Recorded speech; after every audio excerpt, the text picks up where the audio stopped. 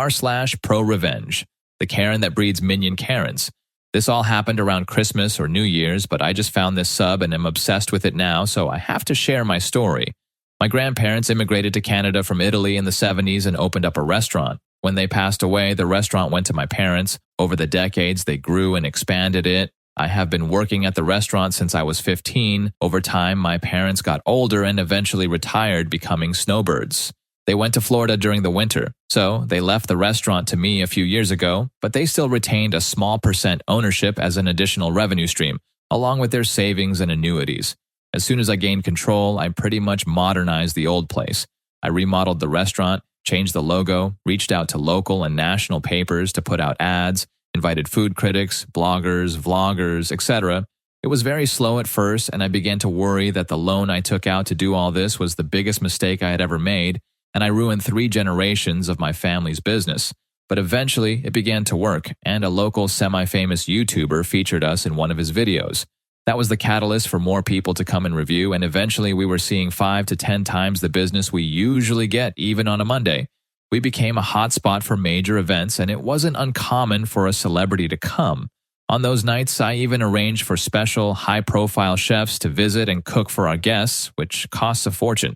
So during the holidays, we were beyond packed. It got to the point where people would have had to make reservations in July to get a table in December. This process took years to get to where we are now. When it gets busy, I don't just sit in the back office. I'm on the floor doing whatever needs to be done, whether it's greeting people, buzzing tables, or even mopping the floors. Other nights, when we have high-profile guests or events, I'm in a blazer and acting in charge, though. One night, a group of 6 women walks in. 5 of them look like they are still in their early 20s, and the head of the group looks like she's in her mid-20s. Best theory is she was one of the other 4 girls' older sister, or possibly an older sorority sister to incoming college freshmen. I was greeting at the door, and as they were walking up, Queen Bee Karen was telling the baby Karens how this place is awesome. The food is amazing, and there might even be celebrities here. When she came up to me, she told me she needed a table for 6. I replied, "Of course, can I please get the name on the reservation?" She looked at me and said, "Oh, I didn't make one, but it's okay. The owner is a personal friend of mine. He said he always has 1 or 2 tables that he keeps open for special guests and said we can have one of those tonight." Now, generally, this is true of many high-profile restaurants, and lately I have been doing that as well. But I had no clue who this woman was, and she definitely never spoke to me about any of this. I did get that she was trying to get in without a reservation, but she literally picked the worst person she could possibly talk to and tried this. I told her, "I am sorry, but we cannot seat anyone without a reservation. As you can see, we do not have any seats available." I didn't want to go all out and say, "I'm the owner," and just call her out on all of this because I didn't want to embarrass her in front of the other girls she was with, at least not at first. She then went on and said out loud to one of the other girls to take a picture of me. She said she would speak to the owner and make sure I'm either cleaning the toilet or fired by the end of the week. The other girls following her lead were like, "Yeah, kiss your minimum wage job goodbye." I'm not sure if they were in on it with her or they honestly thought she knew the owner. Queen Bee Karen then went on and said, "Look, you can just give us a table or I can make life very difficult for you. This is not worth losing your job." She was constantly pointing and trying to put me down, saying things like, "Obviously, you aren't anyone here because if you were, you would know who I am and never even try to tell me anything other than yes or of course." Constantly trying to belittle me and get that table. At this point, it was a long day for me, and the way I saw it, I had 3 options. 1, I tell her I'm the owner and just call her out on all of this. 2, I just give her the table and let it be. Or 3, teach Queen Bee Karen and her little minions a lesson. Psst. Let's be honest. Does your room look dull as Yeah, well, most do. Luckily, I just launched Rufus rugs. Custom, hand-tufted rugs. And no, this isn't some BS dropshipping company. We have a warehouse in Canada where me and my friends hand-tuft every single rug. So if you're looking to bring your room to life with some awesome anime rugs, or literally anything you can think of, we can get it done for you. From Rick and Morty to The Last Airbender, we've got you covered. Hit the link in the description to get a free quote. I chose option 3 for various reasons, including some personality flaws I am aware that I have, but I like to think it was at least 50% me really wanting to teach her a lesson. I smiled at her and then said, "Of course, ma'am, follow me, please." And I gave her one of the 3 tables we keep open in case a celebrity comes in, which happens from time to time. I told her I apologize for everything, and she is right that it would be simpler to just give her the table. I also told her that the first 3 rounds of drinks would be complimentary. I sat them down and personally served them. As they were sitting down, I told them we do need one of their credit cards and IDs just to keep on file, and we will give it back to them before they leave. Queen Karen gave me her card and told the baby Karen minions that tonight was on her. I took their orders, got them their free drinks, and told them that due to how busy we were tonight, there might be a delay on the food. All the girls were thinking about and cared about were their free rounds. They ordered their 3 rounds and still no food. They eventually called me and asked me to check on it, the whole time giving me the world's most nasty attitude since even before they ordered. I told them I will check on it, but also asked if they would like any more drinks. They ordered 2 more rounds by the time the appetizers arrived. At this point, they are all buzzed, having done nothing but drink on an empty stomach most of the night and only having had salads after. As more food arrives, the more drinks are ordered. What these girls never realized was they were at our VIP table, which alone costs a few thousand just to sit in, but I didn't charge them for that. What I did charge them for was all the super expensive cocktails they had throughout the whole night, except for the first 3 rounds. In addition, the table they were sitting at, as mentioned, was VIP, so the menus were a bit different. For one, they don't say prices on them, a trade secret, and they had certain higher-end menu options such as white truffle, black caviar dishes, and specially imported West Coast oysters, among other things. At one point in the night, I was honestly rethinking what I was doing and thought I might be going too far with these poor girls. They might not know any better, but some things reassured me throughout the night, such as one of the baby Karens asking me if I felt like my life was worthless since all I ever became was a waiter. Also, one of my other employees told me how they were discussing how to mess with me to the point that they can just do this whenever they want, and I will know to always give them a table. I also overheard them say, "He's cute, but I would never date a waiter like that. He is such a pushover." There were a bunch of comments like that the whole night, so I kept on with their life lesson. By the end of the night, each girl racked up a bill in the range of $500 to $600 per girl. When I handed Queen Karen the bill of $4,232.23 with tax and tip included, of course, I have never seen anyone sober up so quickly. She went from laughing and giggling with her friends to nearly in tears. She called me over instantly and asked if this was some kind of joke. I took the bill, looked it over, and said, "Oh yes, I apologize. I will get you the correct bill in a moment."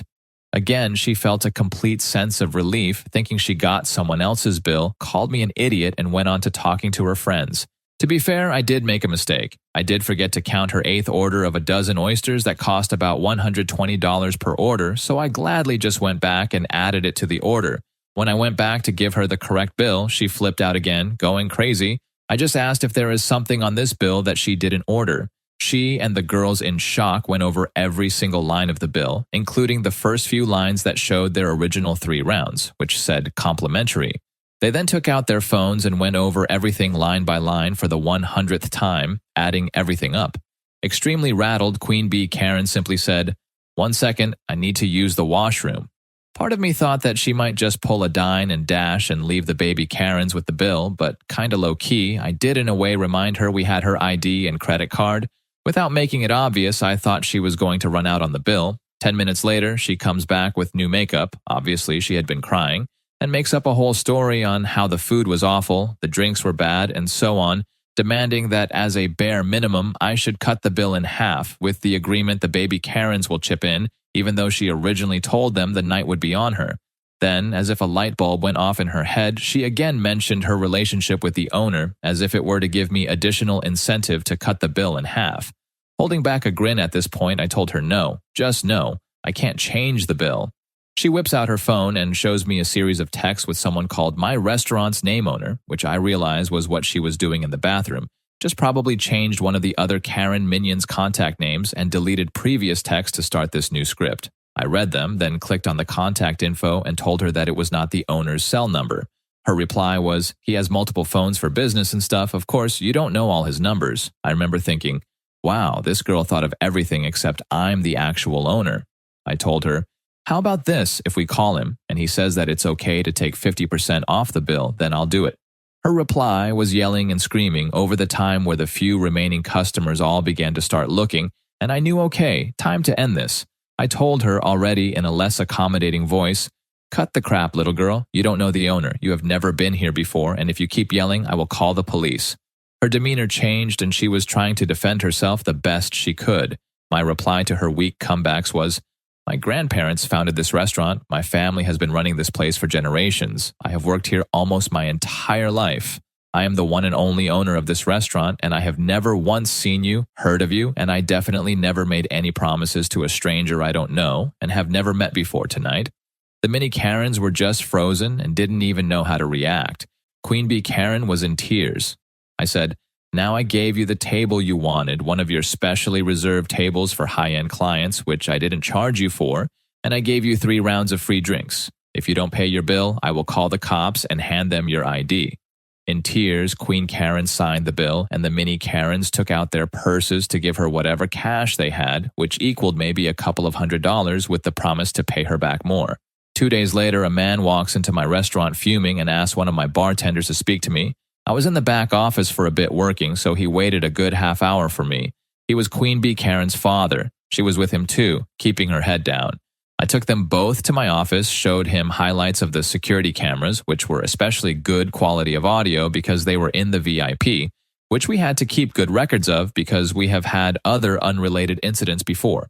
So I showed him most of it, their comments, their orders, everything. When all was said and done, he stormed out with her and was screaming at her the whole time they were walking away. Haven't seen or heard from either of them since, but the original bill I gave them, the one that didn't count the $120 oysters, is framed on my desk. Side note, I didn't lose as much overhead on the table in 3 rounds as you might think. The table was originally supposed to be empty, so I didn't lose anything since I didn't expect to gain anything to begin with. The overhead for the food and other drinks more than covered the loss on the 3 free first rounds.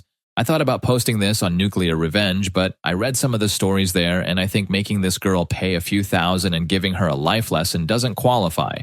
Some of the revenge there is life-ending revenge stories and losses in the tens or hundreds of thousands. Where to start? I've always known that the word entitled goes hand in hand with Karen, but this Karen takes it to the next level. She's gone max level Karen in her mid-20s, and well, that's why I think she was their queen. And what's messed up about the scenario is that she has a bunch of mini Karens just following her. Like, I don't know if it's something related to popularity that keeps them from standing up to their queen and speaking up, telling her off, but if that's the case, then expect more of them in the future, guys. And sometimes I don't get where they get the sense of self-entitlement comes from. Just because daddy or hubby is a self-made millionaire? Come on. But the BS, it cost 0 cents to treat people right. Props to the owner being so cool with whatever they threw at him.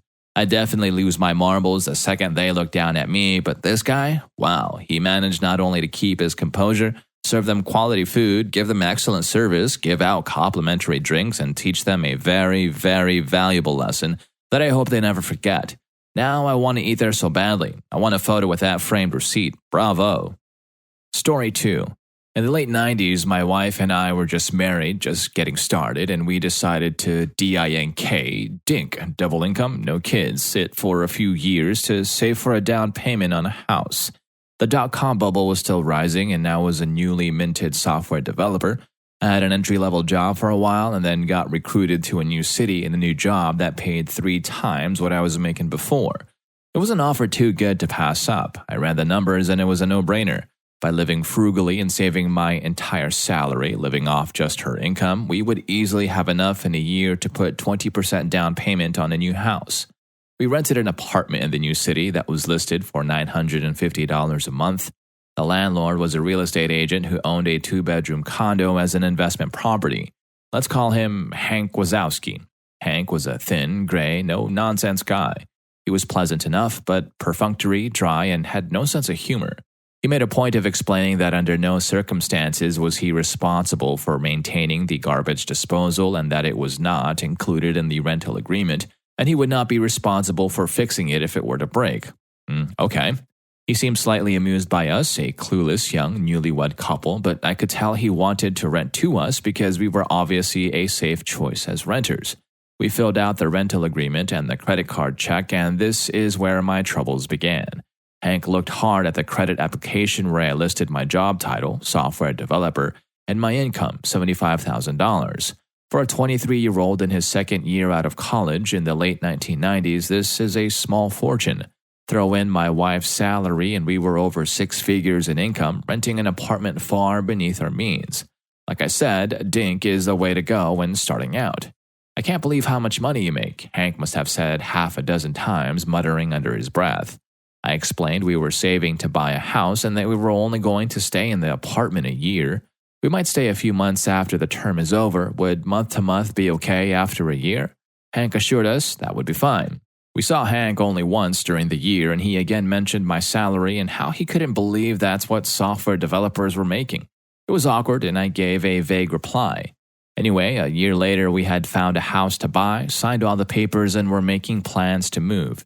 The new house wasn't going to be ready until 2 months after our rental lease was up, so I called Hank to ask if we could, as discussed, simply extend the lease by 2 months before moving out. Hank assured me on the phone it would be no problem and he would send over an extension for us to sign. The extension arrived in the mail and it included a month-to-month clause and a $500 increase in the rent. I flipped out and called him. Hank, why are you increasing the rent by over 50%? That's too much. That's more than my new mortgage is going to be. He was super condescending to me. Hey, it's what the apartment goes for now. I'd be losing money by renting it for less. I tried to reason with him, but it was very clear he knew we could afford the $500, had no choice in the matter, and was going to screw us over as best as he could.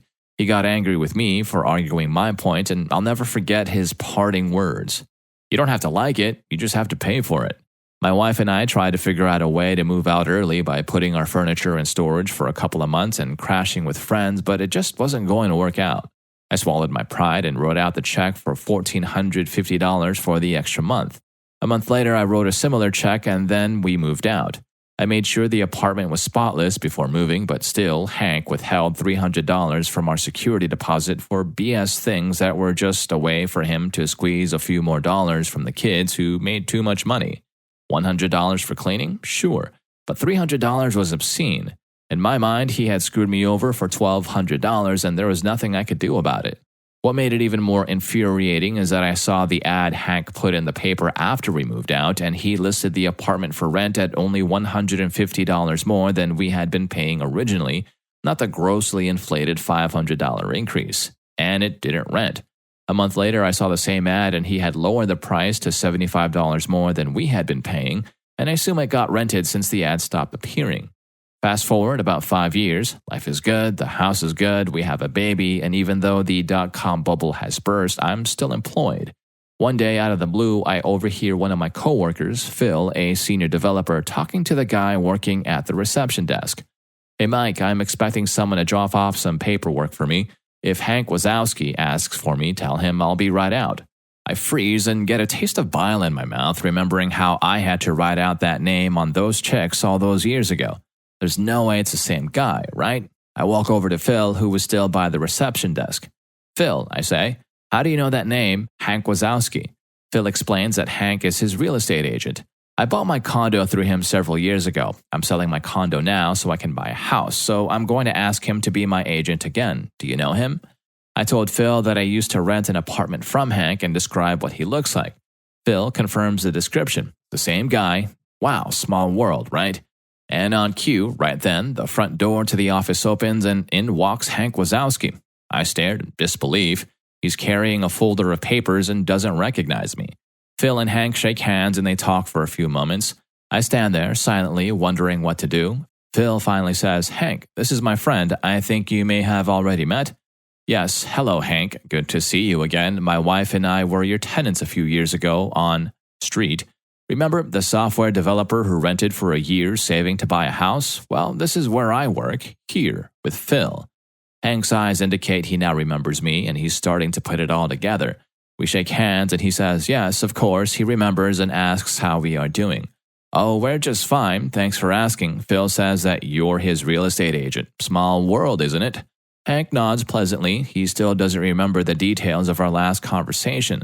I do some quick math in my head. This is the early or mid-2000s. The real estate market is very strong and easy money for any agent. The crash of 2008 is still a few years in the future. I start to think out loud. selling the condo for around $150,000 to $200,000, and you're looking at houses in the $500,000 range, so that's $650,000 to $700,000 in total transactions. An agent getting 3% on the sale and the purchase is getting around $20,000 for his trouble. That's a good commission for the agent, isn't it? Hank's eyes flash, and I can tell he remembers everything about me now. Phil is surprised at my passive-aggressive tone. I am enjoying the uncomfortable silence. Hank deflects my question, saying it's complicated, and tells Phil to send back the papers as soon as possible. He shakes hands with Phil, looks at me, nods, and goes to leave. "It was really good to see you again, Hank," I called behind him. He exits the building. As the door is still shutting, I say a bit too loudly so that Hank can hear me, "Phil, don't sign anything just yet. I have a story to tell you." Phil looks at me and says, "Rocky, what the hell was all that about?" He looks pissed and confused at my behavior. I tell Phil the whole story. The rent, the $500 increase, the security deposit. You don't have to like it, you just have to pay it, everything. "Phil, you can't use this guy to sell your condo and buy a house. I hate him, he's evil. I'll help you find another real estate agent, just use anyone but Hank." So the great thing about Phil is that, well, he's a great guy. He says he's a little surprised at my story and has always known Hank as a straightforward guy. "But I totally see him doing that to you," he admits. "There's no way I could use him now. What a jerk." Then Phil's eyes lit up a bit. "What do you want me to say when I fire him?" I have special feelings for Phil now. We come up with a plan, and I made sure that there were some key phrases in Phil's repertoire. We planned it all out together in advance. My only regret is that I didn't get to see Hank's reaction in person a day later when Phil made the following phone call while I stood behind him listening. "Hi, Hank, it's Phil calling. Yeah, about that, I've decided to get some other quotes from other agents. I'm not going to sign up with you." Pause. No, you shouldn't give a discount. You'd be losing money if you did that." Pause. "No, this is just a decision I've made. No, it has nothing to do with him." Pause. "Well, you don't have to like it, Hank. You just have to accept it. Goodbye." Click. And it was the greatest revenge I could have ever imagined. Through a chance meeting years later, Hank got screwed out of $20,000 in easy commissions. And the best part is, Hank absolutely knew it had everything to do with me. And oh man, I can't believe landlords like that exist. Seems like he would have been nice to just charge you the same amount, but that's above and beyond. But guys, in today's housing crisis, landlords like this have appeared everywhere. It isn't as uncommon as a lot of people think. They take advantage of the needs of the people. They have the mindset of, if you can't pay for it, someone else will. I'm not saying that that's the case all the time, but there are people who aren't genuinely nice. So don't go up to your landlord and be all up in his face with the prices. That's a recipe for disaster. Enjoy living in the streets, but seriously, I get that land doesn't depreciate, but that isn't a good enough reason for you to give honest people a harder time. Yes, it's business, but sometimes it becomes a question of morality. How can they sleep at night knowing that there are people working 2 to 3 jobs just to make ends meet, pay for rent, food, etc., or in my case, Cinnamon Toast Crunch? The only question I have is, how did he manage to walk around the office with a huge justice chub for the rest of the day without offending anyone? I hope you enjoy the video, and if you made it this far, I'm sure you'll enjoy Karen's middle seat, not actually hers. Story 3 was crazy. See you on that video.